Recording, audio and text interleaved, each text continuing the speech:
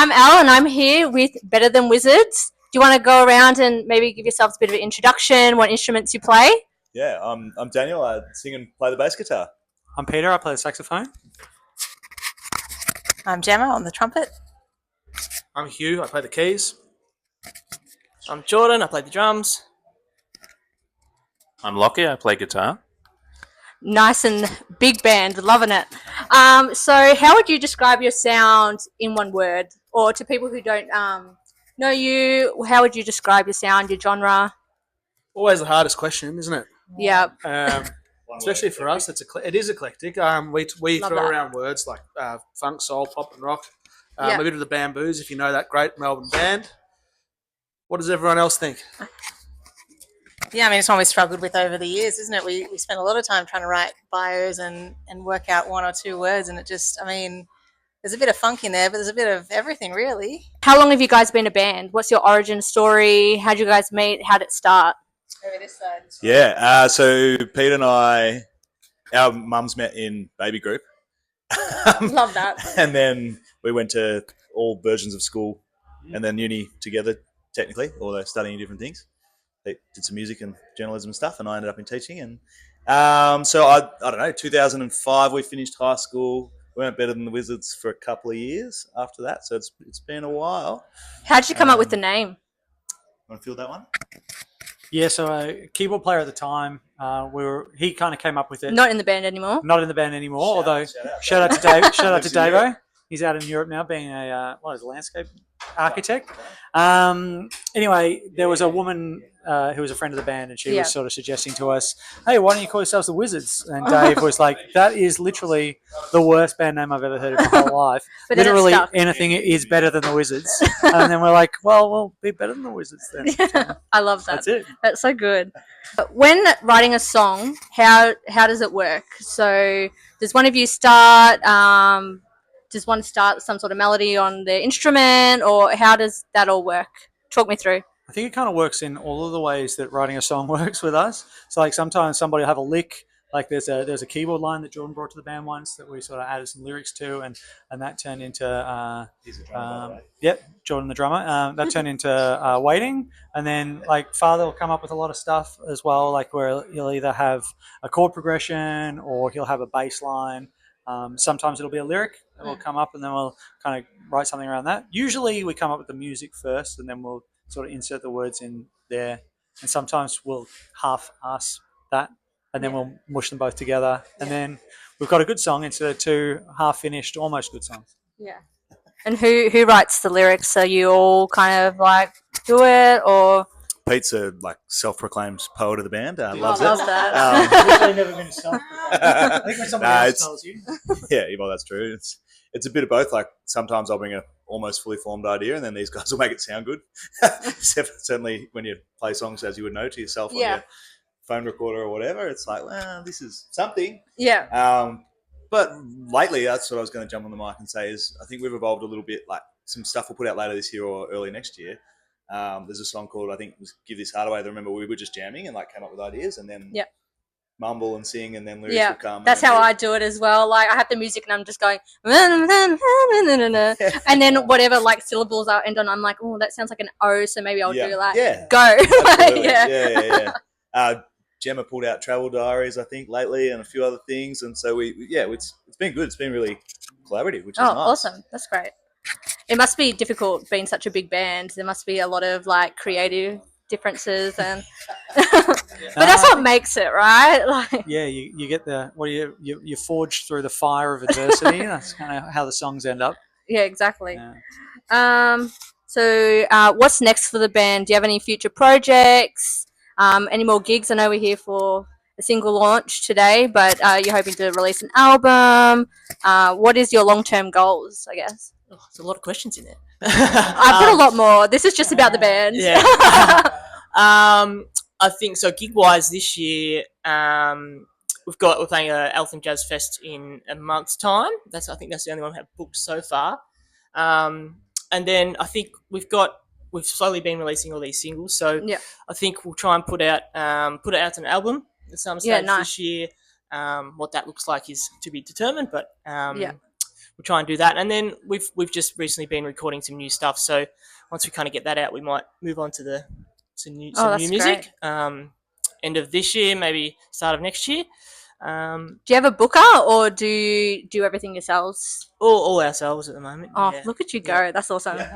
Like, it's so hard. Like, honestly, being a musician, like, it's so expensive as well. Like, especially when you release a song. Like, I guess that's another question I had in here is, to get streams up, have you been reached out by those people that are like, oh, I can get you all those streams? Or have you actually paid for someone? Yeah. Before? Daniel's probably the one to answer this, but yeah, we've been approached heaps of times. Yeah, it's like $600 for 20 streams. Yeah, so like, it's hard to kind of know what's good and what to steer clear of, but we haven't really delved into that too much. Lay it all out. It's just a bit chaotic. Like especially if you put something out that's alright, and someone, maybe a playlister, reaches out to you, it's really hard to understand for like people that are doing it for the first time, like what's real and what's not. Yeah. And then also, like I usually, and you guys have probably seen snarky messages from me back to these people that reach out. Like I'll reach out with real questions, like, okay, so tell me how you can guarantee me that it's not 1,000 bots, or that it's not, in some way just going to ruin our any momentum on the algorithm on Spotify or whatever. So it is tricky. I think it looks like the way that it's working really well for people at the moment is really good songs, clearly, and then social content, lots of video, and then actually finding once bands are getting momentum and doing that really well, then the streams seem to follow, and that's great. Building a so that's a hard bit. I think we have not been consistent. So if there's bands out there that are wondering, it's like you need to be consistent. I'm not consistent either. You need to find your thing, but that's also. But I find it difficult as well. I guess that's one of my other questions is being in a band or being more than one person. It's really difficult to be there all together for content. Like if you want to get into that TikTok scene, not saying you guys will probably do all the dancing or anything like that, but who is in charge of socials? I'm guessing. Or do you all take in turns? Like Jordan just sort of took the reins with the last little clip and edit from rehearsal at the studio we use with his place, and and then we just try and we need to put a plan together. Like we are sort of killing ourselves by having ideas and then not actually just acting on it a bit. So doesn't everyone though? Yeah, but like I would say as well, like I'm always amazed that we're still doing it and that we're still doing it and the music we're making we love and it's cool. Yeah, that's the main thing. And I think maybe for people out there, don't let the social thing kill the art thing. Like we're making art because we like making art. Exactly. It's our outlet, Yeah, I was just going to say that I think it was easier somewhat when we didn't all have full-time jobs across the whole band because there was a lot more time when you guys were still at uni that you would spend meeting people and we used to get a lot more and bigger gigs that sort of way, but life happens and there's jobs, there's kids, there's all that sorts was my of other things that question. challenge You time. all obviously don't do music full-time or No. We've all got lots of balls in the air. Yeah. So this has got kind of some music scene questions now, but how did you decide to choose the Gasso? Did you reach out to them or did they reach out to you? Yeah, we reached out to them. We've played here a couple of times before. You played upstairs? No. Or just down here? Down here, yeah. No, we haven't played upstairs. We just thought it'd kind of suit the afternoon. Oh, absolutely. Afternoon vibe. Yeah. So we kind of targeted this as a venue. Awesome. Yeah. Hope the roof would be open, which it is, and the weather would turn it on, and it has. So. And do you guys live close by, or has it been a big travel to get here? We're all you don't need to say suburbs, of course. No, we're all kind of spread around a little bit. This is somewhat central. Yeah. Somewhat. Maybe not for one. I love the laughing. Obviously, someone lives about 2 hours away by the sounds of it. Yeah. But the music scene's in this area, so I guess got to compromise somewhere, don't you? Yeah. I guess maybe I'll end on this last question. Maybe I've asked you a few today. If you had any advice for any new and upcoming artists in the industry, what would it be? You can all say something if you like.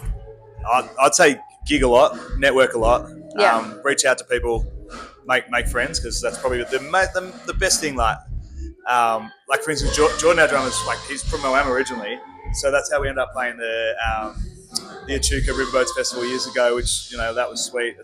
It's totally who you know, and you go and meet people, meet other bands. We've got a bunch of people here today because we've put a post up in Melbourne Musicians and said, hey, if you're a band that thinks you suit playing with us, comment on here. And then I messaged them all and said, well, come to our gig, we'll put you on the door list so we can play gigs together later in the year. Yeah. And unfortunately, it's just hustle, but if you love it, then it's not a... exactly. It's not a hustle, is it? No, exactly. Yeah. Anyone have anything else they want to add to that? Yeah, I think playing the music that you want to play, and finding the joy in the music. Mm-hmm. I think that for me has been the thing that's kept me coming back over so many years. Is I really love playing music with these guys, and I think that the music we play is really fun. Yeah. So not losing sight of that. I think especially with the social media stuff and everything, you can really get caught up in the algorithms and trying to go viral and all that sort of stuff. But really, when it comes to brass tacks, it's like the viral if you can. Oh, absolutely. But if you can do it, for the vast majority of us, regardless of whether we go viral or not, we're still standing on stage next to people that we really like playing music with, doing something that we really enjoy. And I think that's the thing that gets you out of bed until you get 1 million streams, and then maybe that's the thing that gets you out of bed. But I reckon for now, Wow. I think that's a pretty good place to end it. I don't think we can All right, who are we interviewing? Better than the Wizards. And who's the interviewer? Elle and I'm. Yeah.